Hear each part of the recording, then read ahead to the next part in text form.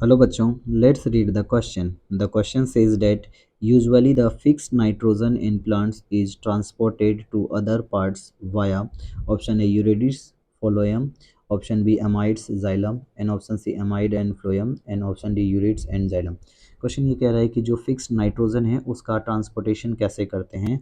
तो सबसे पहले इस क्वेश्चन को समझने के लिए हम लोगों को क्या है, एक की कॉन्सेप्ट समझना होगा।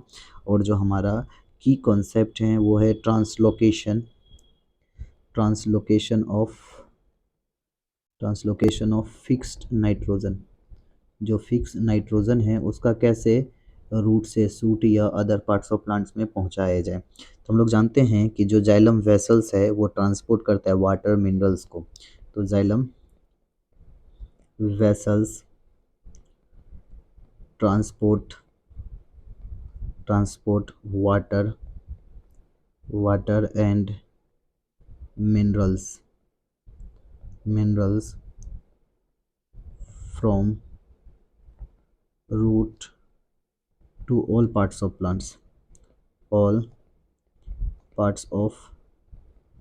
plants।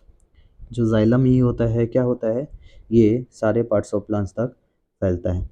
तो जो फिक्स नाइट्रोजन होता है, फिक्स नाइट्रोजन जाइलम के थ्रू क्या होता है, अलग अलग जगह पे पहुंचता है। यानी ये किस फॉर्म में होता है, तो कुछ कुछ सम नाइट्रोजन, जो कुछ नाइट्रोजन होता है, सम नाइट्रोजन जो होता है, कुछ नाइट्रोजन इनऑर्गेनिक आयंस के फॉर्म में ट्रांसपोर्ट होता है,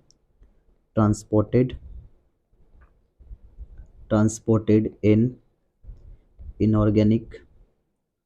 इनऑर्गेनिक आयन। कुछ नाइट्रोजन जो है इनऑर्गेनिक आयंस के फॉर्म में होता है और कुछ आयंस जो है ट्रांसपोर्ट होता है, transported in form of amide, transported in form of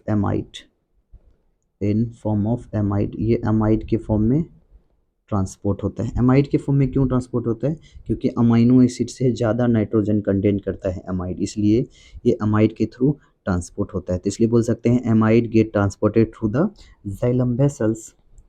तो एमाइड गेट ट्रांसपोर्टेड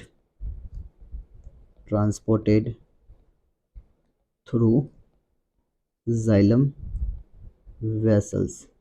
ये जाइलम वेसल्स के थ्रू ट्रांसपोर्ट होता है। सो हमारा जो फाइनल आंसर होगा, final answer of this question is option number B, amides xylem. Hope you understood it well. Best of luck.